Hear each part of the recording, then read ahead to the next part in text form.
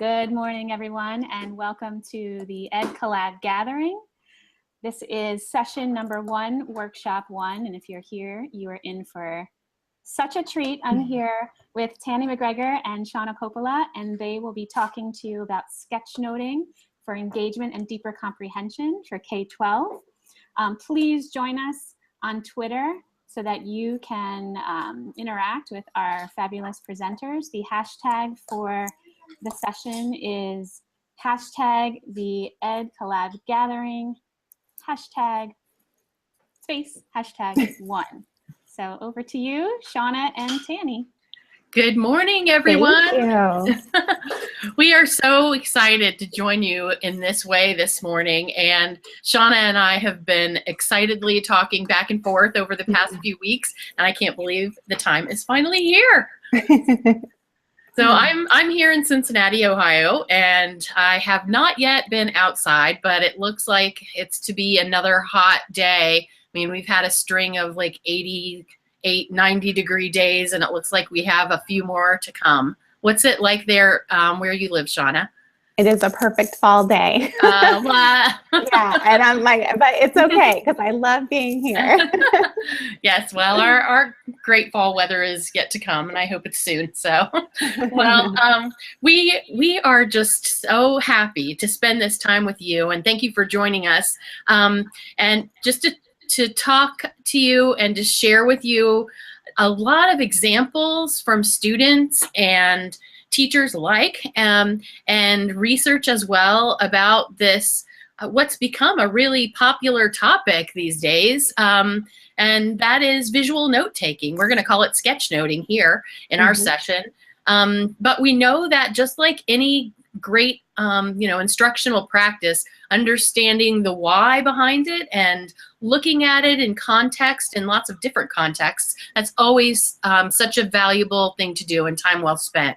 So we want to share with you why this topic is meaningful to us, on a heart level, and then we'll talk about just a lot of the things that have been influencing our thinking over the past year. So this photograph is an important one in my family. If I had to guess, I would say it was taken about 1946 or 47. Those are my grandparents there. My family's from the Lake Cumberland region in Kentucky, near Somerset, Kentucky. And there you see my grandpa Hollis on the right, my grandma Murdy in the middle, and 5 of their 10 children are pictured with them here, my mom being the little girl in the blue dress in the front. Might seem like a strange way to start this session, but really my fascination with visual note-taking started with my observations of what my grandpa did when he would read. The interesting thing to note is that he, I don't believe he finished the 5th grade. And that was pretty common in, families down around that area at the time. Kids needed to get to work on the farm. And so he started working tobacco when he was just a young kid, really, and didn't really get a solid education in reading and writing. Yet, as I watched him, when I was growing up, he read a lot. He read from all kinds of books and the newspaper, and daily he read from his Bible. Anytime I saw him reading anything, he had a pen in his hand, and I thought that was such a curious thing. Now that I look back, I realize that that was his tool for comprehension. For him to understand, he needed to be, actively involved, circling, underlining, drawing arrows from things here to there, making little sketches in the margins. So what my grandpa was doing so many decades ago is what we encourage in our students now, to just, as Catherine was saying in the keynote, spill their thinking out onto the page. So that's where it all started for me. I love that. I love how you've had this kind of understanding for so long. My love affair with sketchnoting, and just for those of you who don't know who I am, I'm a K-6 literacy specialist in a wonderful school in New Hampshire, Rollinsford Grade School. And My love affair with sketchnoting really began a few years ago when I discovered the book, The Doodle Revolution by Sunny Brown. I'd actually never thought of myself as a doodler or a visual thinker in any sense. But since reading the book, I also watched Sunny's TED Talk, which you can find if you just Google it online. I started to really practice and to use some of the things that I learned in the book. And I had been noticing anyway, before Doodle Revolution came along, I had started noticing how just that whole visual literacy piece sort of tended to fall away the older students got. You know, you saw fewer picture books in the classroom, and you certainly saw fewer compositions with any sort of visual element in them. And so when Doodle Revolution came along, it was like this perfect moment where I was ready to listen to what Sunny had to say about doodling and sketchnoting and visual note-taking. So that's how I kind of came about with this. So let me just get us back to our PowerPoint. All right. Well, you'll see a wide variety of sketch notes today. Some that we've created, some that are in the moment kinds of sketch notes when you're listening or reading, and they're just sort of your thinking at that very time. Other sketch notes you'll see were created after the fact, when you're in a moment of reflection, just as Catherine was talking about. So many connections to the keynote, I think, in our session today. But in this sketch note, and just sort of a visual about what sketchnoting can do for us as thinkers, those 4 green arrows are pointing to topics and concepts that every one of us we're always thinking about these things in every content area and every grade level, because after all, it's thinking. That's the red thread that ties us all together. We want our kids to be thinkers. And so, even recent research has pointed to the fact that if you listen or read with pen in hand or app at hand, we'll talk about that in a moment, that you can accomplish some things that sometimes we feel like are elusive or maybe don't come naturally to us or to our students. For one, and there's a recent study, even a 2016 study out of the University of Waterloo, and I think the title of the article where I first read about this study was something about want to remember? Draw it. So, there are studies that quantify that even. We'll mention one in a moment, where you can remember nearly 30% more of what you're reading or listening to if you're listening, reading in an active way. And that active way that we're going to focus on today is sketchnoting. And I should say, too, that sketchnoting has so many names. And, we had to choose one. But we might make connections with each other when we think about non-linguistic representation, about graphic note-taking, visual note-taking, and when it comes down to it, just lines and pictures and words and symbols all together to show that invisible thinking that we have. Yeah, and just like Tanny said, although there are all these terms that we sort of use in conjunction with one another, we use doodling and visual note-taking and sketchnoting. One of the differences between doodling and sketchnoting is that while doodling can be as relaxing and fun as sketchnoting and has its own set of cognitive benefits that we'll talk about, sketchnoting is overall a much more purposeful and intentional act. Well, I have a few examples to share with you. When I came across some of these, I just was so excited to see how sketchnoting looks for different people across time and really for different purposes.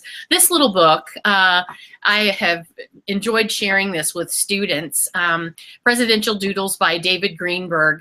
He shows how nearly every president from George Washington all the way up through George W. Bush, when this book was published, engaged in some kind of visual note-taking or doodling during important high-stakes meetings, during times of reflection. What you see on the screen here on the right-hand side, there's a little doodle that was left behind in a meeting, sketched by John F. Kennedy. And some think, there's no date associated with this that I recall, but some think that this was on the eve of the Vietnam conflict, that he just sat and wrote the same word, Vietnam, Vietnam, Vietnam, over and over, and then engaged in this, repeating the same shape over and over.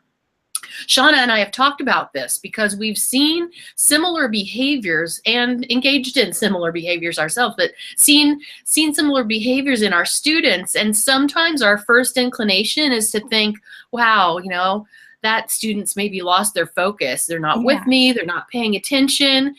When in fact, the more we've learned about this, it's quite the opposite.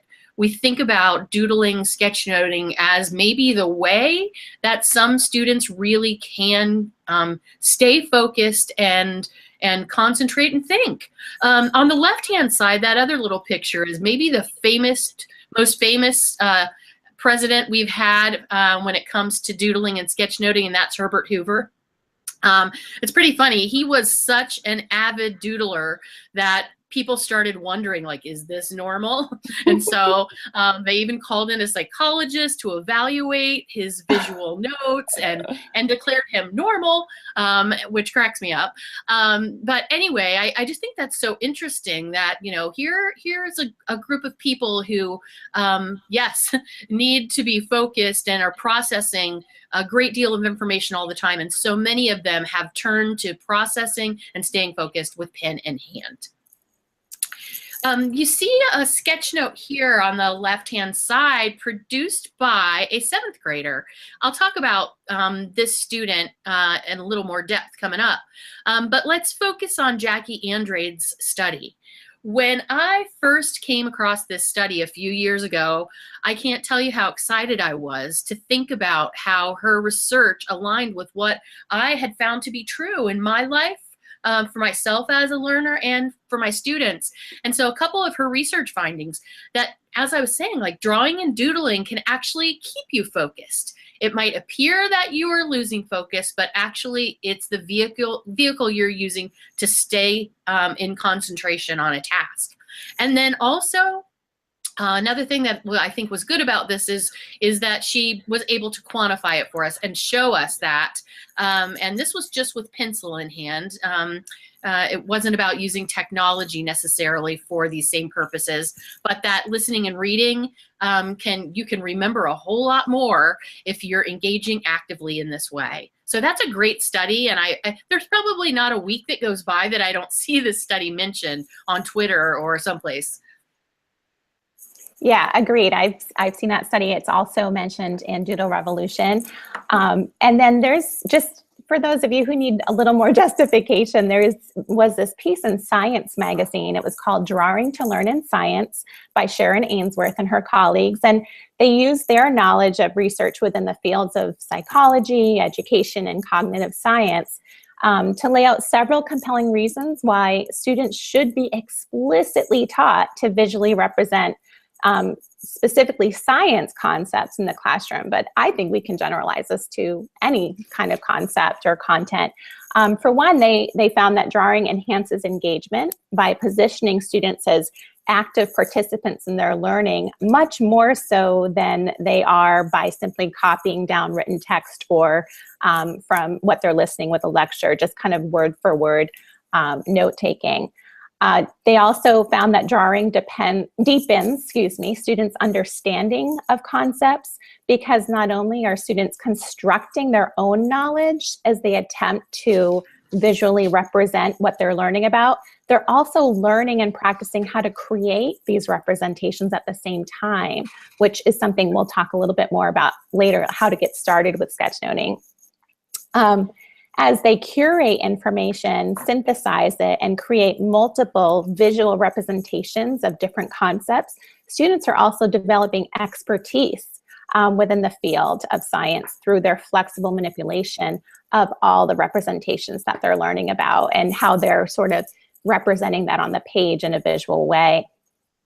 And again, this sketchnoting doesn't necessarily mean that you're drawing everything. It definitely takes, you know, it's a balance of text and drawing. And then in addition, making drawing available to students provides teachers with a nice alternative window into their thinking. So it's a great piece. It's a short piece, and it just really very clearly lays out some of these things. And I'll mention quickly, just Shawna, if you'll toggle back to me for a second off the slide. Here's a picture book that just came out about 2 weeks ago. I hope you can see it. It's called Notable Notebooks, Scientists and Their Writings. It's by Jessica Fries-Gaither, and it's published by NSTA Kids. Anyway, it's a great little collection of scientists over time who have used notebooking and sketching and a combination of text and images together to help them think. So great connection to that study you mentioned. Yeah, and so one of the things, we're already getting some Twitter questions, Tanny, so I'm good, okay. But we wanted to also share with you some of the materials we use, and Tanny made this great slide about, you know, well, what are you using when you're sketchnoting? So I'm just going to bring that up real quick, and then we will show you in real time some of our favorite materials. And, you know, I see the question in our little group chat about just, you know, what do you do if you feel like, oh my gosh, I'm so not artistic? And I used to teach a creativity class for a local university, and it was interesting because it was a class for teachers who were working on it in a master's program towards gifted licensure. And never fail, as teachers came through the doorway on that very first night of class, I'd have teachers who would sort of whisper to me in a hushed tone like, Tanny, I'm not creative. I just want you to know. And, you know, I always thought, you know, it's what I really wanted to do in that class was help to prove to those teachers that they are indeed creative. So, you know, if we think about this in a creativity lens, there's nothing we need to worry about, because to teach is to be creative. We so often associate creativity with being able to produce something visual in a realistic way. And that's not what we're talking about at all. In fact, now I was just in a 4th grade classroom teaching them about sketchnoting just this past Thursday. And we talked about how every single person in the room was capable of, you know, using what I might call like increasing their visual lexicon. And Shawna's going to show you exactly that in a second. But like just using curved and straight lines, using some arrows, switching up your font, switching up the color, all the things that we can do that really might seem like it's overwhelming, but as you'll see in a minute, it'll be exciting to you because it's something that anybody can partake in and it can really help you. So we'll get there, but thank you for that question, Dana Murphy.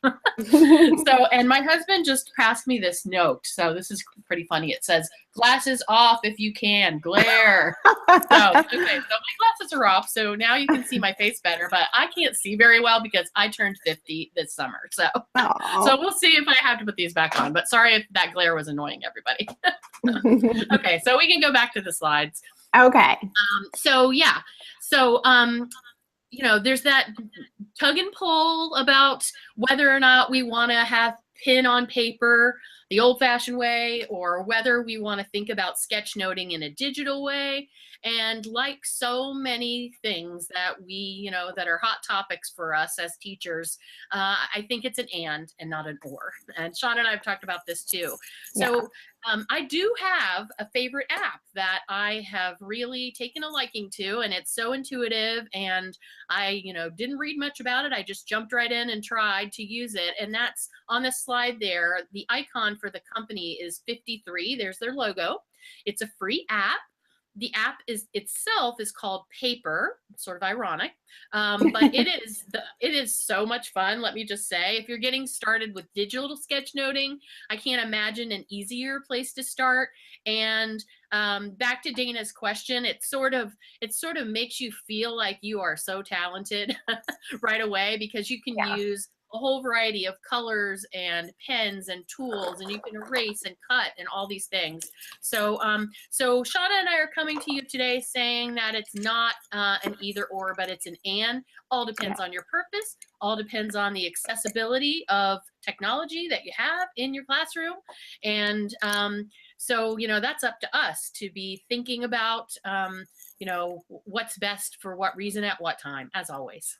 Yeah, and these are some of my favorite tools that I use. I've used Paper 53. I agree that it makes you feel like a fabulous artist, because especially with the watercolors, and it's just really fun to play around with.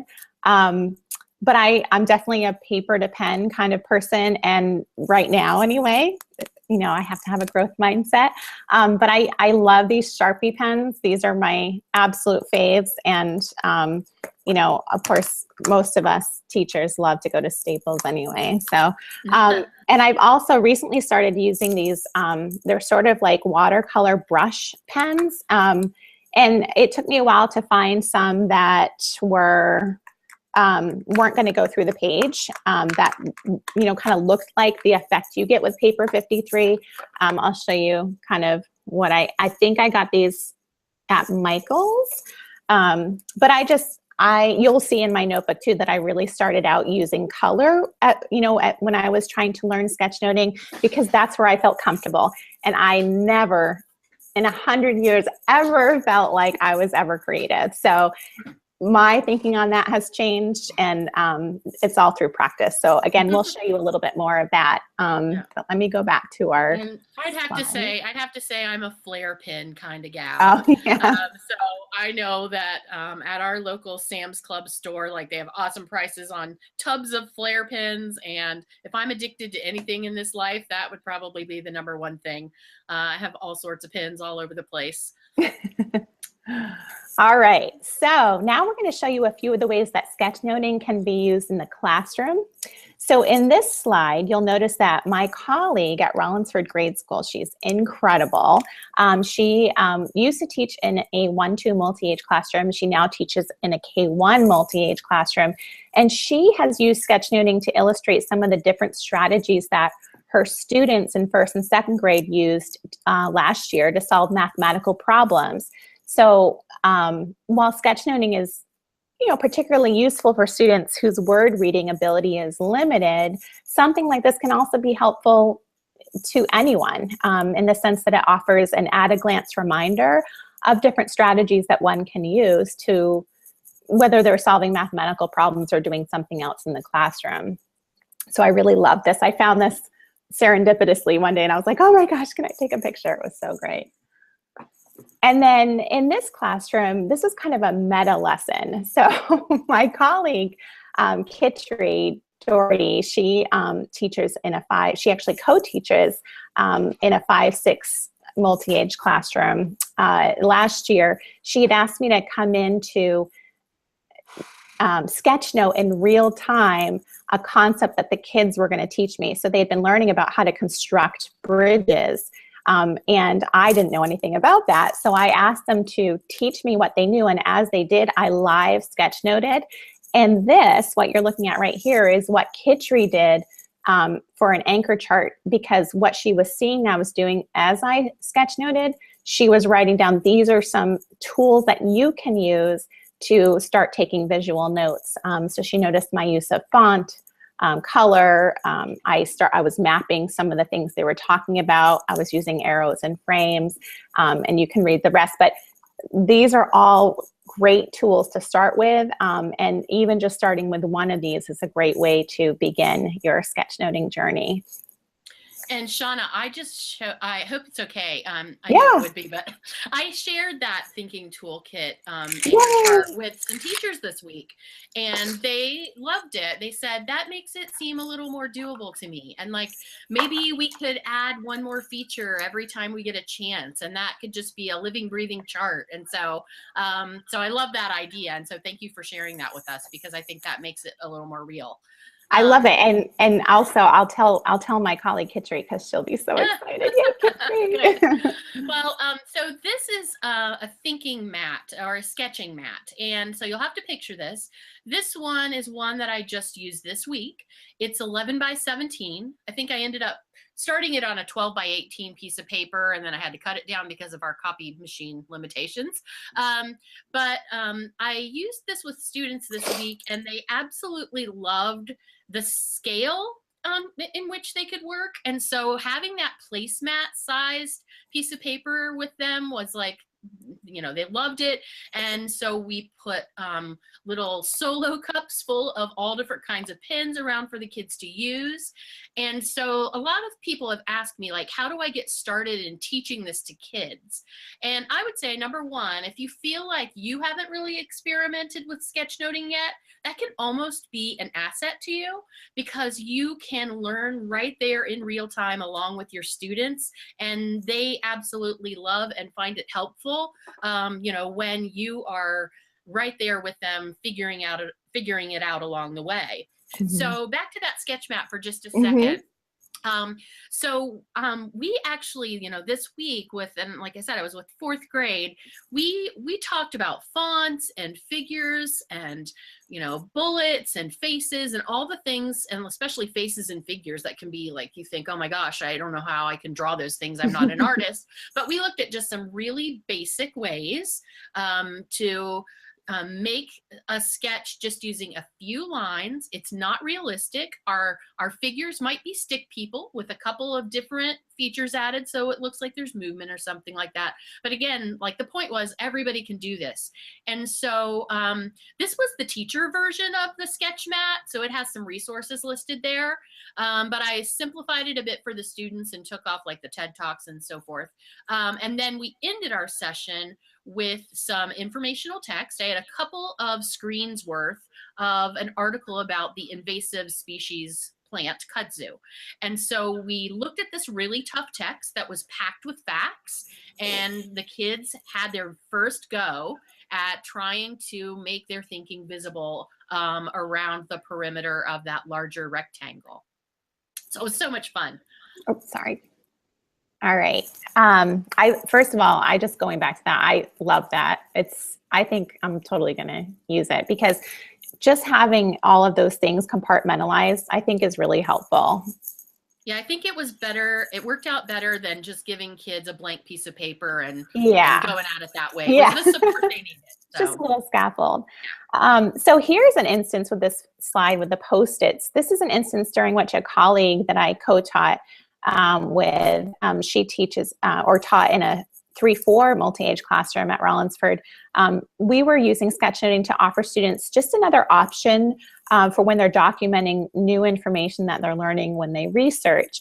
What we were finding, that I'm sure a lot of you find when you research with kids, is that some students were just copying down word for word what they were learning in their written text, or what they were seeing in a video. They were sort of like just copying word for word like a lecture, and couldn't necessarily explain what they had, quote unquote, learned when we had gone back to ask them about it. And so we realized we needed to take a step back and teach them how to really synthesize what they were learning about in a simple way, so that just at a glance, they can explain some of their learning. So we introduced sketchnoting as a way to represent their learning in a more useful way. And you'll see that, this was something I did with what we were studying. Mrs. Phipps and I were also conducting research in real time with the kids. And so we could show them exactly, some of the ways that we could sketchnote our learning. And you can see it's not pretty. It's like messy. But we were able to, if we took one of those Post-its, we could very easily explain our learning. So that seemed to help a lot. And looking at those Post-it notes, Mm-hmm. I mean, I wasn't there, but with, just that little bit of text and a couple of visual elements, I feel like I was there. I That's awesome. Quickly read that, and it starts me thinking already. And so in that way, it's like, it does change my thinking immediately. It isn't fluff to add a drawing. And that's the thing that, we know that. Advertisers know that, artists know that, scientists know that. And for some reason, I don't know, we've been resistant to allow our students to have this, to offer this up as a response to reading or a response to their thinking. So I'm so happy that the focus has been on this, you know, in the past months or a year or so. I have a couple of picture books to show. Oh, okay. So before we go on to the next slide, another way that I might think about introducing sketchnoting to students, especially when I know that I have some kids who are already, as Brene Brown says, you know, kids who already have art scars. So for those of us who have art scars already, and we're a little afraid, you know, it really pays off to spend some time talking about risk-taking, mistake-making, and how we react when we mess up. And the two books that I have used recently, this one's one of my favorites, Beautiful Oops by Barney Salzberg. And so it's an up close and personal kind of book. You wouldn't want to just show the scanned images on a screen. You'd want to get kids really close to you so they can see all of the features that are like incredible in this book. But he just talks about how you're gonna make mistakes, and it's all in what you do afterwards. You can choose to turn it into something good. And then along those same lines, a text cousin to that book would be this one, The Girl Who Never Made Mistakes by Mark Pett and Gary Rubenstein. And so, as you can probably guess, this girl is a perfectionist, and she goes about her life trying to do everything perfectly. And I know many of us can relate to that. And but as you might infer or predict, she later in the story flubs up in a big way, in a very public way, and she has to decide in that moment how she's going to respond. I won't spoil the ending, but both of those are a good picture book launch to sketchnoting. Okay, Tanny, so we're just at 11:30, just for your knowledge. So let's skip on through a couple. Well, and I'll just adjust these quickly. You let me know. Yeah. So here's an example of a teacher's sketch note from a workshop that I was facilitating. And as you might notice here, she didn't do a lot of drawing. She changed up the font. She added some connectors and separators, and a few little doodles here and there, but look at how visual and appealing and inviting her thinking is. So I thank her for sharing that. And then likewise, this one is from a workshop where I didn't speak the language my students spoke. I was working with a group of Mandarin speakers. I had about 20 teachers in the classroom, and we used sketchnoting constantly through the day. I mean, talk about, you know, a formative assessment. It tells me what they were thinking, and they were able to show it to me in a way that was seamless, and we could be really fluent with our drawings and sketch notes that way. And then here's a sketch note of mine from a couple years ago. As you can probably see the date on it, I was learning with a group of educators from Heinemann, and we were learning about Linda Hoyt's nonfiction writing explorations. And I took one page. This sketch note represents actually about 5 hours of learning. The cool thing for me is that if I had been given a packet of PowerPoint slides to look at, then I wouldn't be able to tell you where those are today. They'd probably be in a file cabinet someplace. But because I have this sketch note, I can look back at it, and there's so much emotion tied into it that I can remember my learning experience much more clearly. And then just the reminder about accessibility of materials. A teacher sent this picture to me just showing that just allowing her kids to vary the color and having colored pencils accessible encouraged her kids to try this out as a practice. And then a couple of student examples. This is from 2nd grade. A colleague of mine, Julie Dunning from the Forest Hills School District here in Cincinnati, she had her students learn about sketchnoting. She was exploring it. And then she immediately started using this as students were researching animals. So as you can see, she provided a just simple graphic where they could deposit their thinking. And this student just seemed so ready for it. He has a little bit of text, a little bit of sketching going on. And then afterwards, he used these sketch notes to begin the the writing of his research. Oh, I love that. I do too. That's a great one. And likewise, here's one with a piece of literature. This is grade 5.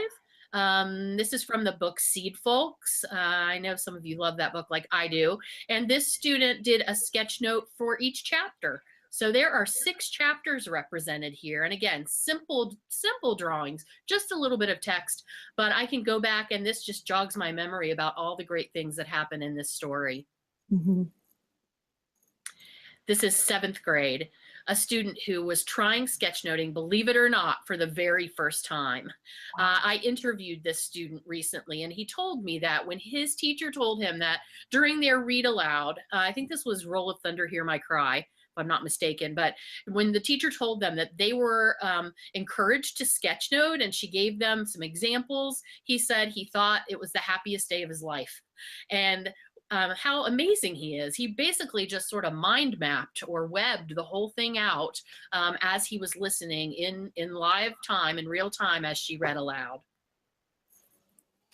Okay. And I just, before I give you a peek into my journey through sketchnoting, I just want to say too, I love that last slide and what you said about the interview, because just this week I was in a classroom. Some of my colleagues had asked me to come in and talk about my notebooks and all the possibilities for composing in your notebook and playing in your notebook. And so I was showing them, you know, that a lot of what I do in my notebooks is sketchnoting. And someone said, I said at the end, I said, is there anything that I talked about that you hadn't really thought before to do in your notebook that you're thinking you want to try? And several people mentioned sketch notes or visual note taking. And this one student, oh my gosh, she said, I want to try visual note taking. And I said, well, why is that? What draws you to it? And she goes, I just really want to care about my notes for once. And I think that's going to help me care about them. And I was like, we always go, me too, for me too. And I'm like, me too, because like you said, Tanny, about your, the Linda Hoyt nonfiction stuff that you had sketchnoted, you'll see in my notebook that I can very easily see, you know, where my notes from NCTE from 2014 are, because not only can I look and see at a glance what they look like, but I remember specific things that I had sketchnoted. And I do care about my notes. I look back at them, whereas I didn't really ever do that before. So let me just share the screen and I'll show you a little bit of my journey through sketchnoting. Okay, can you see that, Tanny? Yes, I can see it. That coming up. Perfect. Okay. All right. So this was, gosh, 3 years ago at NCTE. The Opal people from the Opal School in Portland were they were presenting on playful literacy, and some of you might see your names in here because I know Vicki Vinton was there and Katie Wood-Ray was there as well. But you'll see, this is kind of when I started, this is sort of toward my beginning journey of sketchnoting, and you'll notice that I really have mostly text. I was not very comfortable representing things visually at all. Like I said before, I never grew up thinking of myself as someone creative or artistic. And so I really just started using color, a couple of different, you know, very simple differences in font. And, you know, I have a couple of frames here. And, you know, it's bullets right here, but really, really simple things. And that's sort of how I started with sketchnoting. And then I'm going to show you, oh gosh, I don't want to show you that one yet. Oh no, okay, I will. So over the course of several months, and again, we talk about growth mindset with students, but we don't often allow us that same gift ourselves as educators and allow us the opportunity and time for practice. And I really practiced, you guys. I wanted to sketchnote because I believed in it, and I saw just how the little sketchnoting I was doing was helping my retention and recall, and it was fun. It was so fun. So I started doing more with font. You can see I became a lot more comfortable with using visual representations of concepts. I still was using color to really just sort of, not only was it fun to color and it helped me focus during kind of the down times of some of the things I was learning about, but it also helps separate out some of the information. So you're seeing quite a big jump in where I started to, you know, where I ended up at that point. And then I'm going to show you this one. This is from NCTE 2015. You'll see now I start writing little cartoons of the presenters, because it helps me, again, at a glance, I can see, oh, this was Christy and Cheryl's session about powerful play. And so again, you'll see a lot more visual work. I have bullets, I have borders and frames. I'm still using color. And then here, and I'm watching the clock really carefully, so I'm just going to show you real quick. This was just what I sketchnoted this morning listening to Catherine Bomer's keynote. So I definitely practice what I preach, and it has taken me quite a lot of practice, but it is so fun, and I can tell you it's so relaxing. I just lay my stuff out. Anyone who's seen me at a conference can see I'm like the bingo lady who lays all her stuff out like a crazy person. But I love it. It's so fun. And I've practiced, and I just started really simply. And it makes me think about my daughter, Bryn. When she was a senior in high school last year, I noticed that when she was taking notes in real time during class, I mean, I wasn't there, but when she would come home and I would see her notes, they were much more like what we might expect, or what we did when we were in high school, sort of copy, you know, try to capture everything the teacher's saying. But then when she got home, in her time of studying and thinking about what had happened at school, then she created her sketch notes after the fact, and they were just for her, and she would choose to use color, and she would sort of web her thinking and, you know, use all these features and everything. So I think about sketchnoting being in anticipation of something to come, it being right there in the moment kind of thing. And then it can really be a metacognitive tool for us to slow ourselves down, decelerate, and really go back and think about our thinking from what we were listening to, viewing, or reading. Yeah, that's a really good point. Let me just see what we have on this our. Time has okay. So fast. Yes, we gotta. Okay, so we just have a couple Wrapping minutes, it up. but if you would like to see some sketchnote samples from like professional development sessions where I've been attending, or like articles that I've read and I decided I wanted to sketchnote it, and pretty much anytime I go on a trip, like if I'm flying or even driving, it luckily doesn't bother me to like draw or read in the car. But I have a lot of sketchnote samples there at tannymcgregor.com. And if you get to my website, and it's not a big, beautiful website, developed website, don't think that. When you get there, you'll see it's pretty simple. But there's a link on things to share. And we had a question on Twitter from Chrissy, I think, or I can't see if it's Chrissy or Christy, but I think Chrissy, wanting to know about that placemat, that think mat or sketch mat. And there's a sample of that there at my website under things to share. So just so you know, those are there. I'm going to skip through that one. Okay. All right, great. And then we have a hashtag that many of us have been using, and I just glanced at my phone and saw that Joy Vega has been with us in this session, and she is a master sketchnoter. So you've got to follow her on Twitter. She's at In Search of Bees, B-E-E-S. But anyway, you can see a lot of examples, photographs, ideas, links to research and articles under hashtag Read Sketch Think. And Shawna and I invite you and encourage you as you begin on this journey to start to post things under that hashtag, and that way this session can live on for a long time. We can just continue to connect and help each other, help our students. Yeah, and we have, I'm just going to fly through these last two, but we have all of these along with our contact information right on our slideshow. So I'll go back a little bit, and you'll be able to, in the archived sessions, you'll be able to go back and look at that. But if there's anything that you want to hear more about, feel free to tweet us, our email. I just showed that up. And before we go, we just want to really thank everybody for being with us today, and especially Lauren for helping us with tech.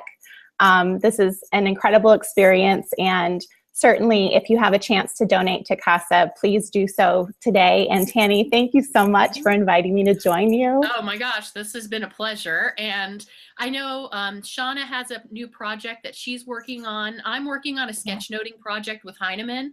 And so you can look for more about that in the coming months, even looking towards a webinar about sketchnoting coming up in the spring. So you can watch my Twitter feed for more information. And Shawna, I can't wait for your new book that's going to be out. Yeah, from Stenhouse, out late spring, early summer. So Yay. yeah, thanks. Thanks, everybody. Have a great day. And thank you for learning with us.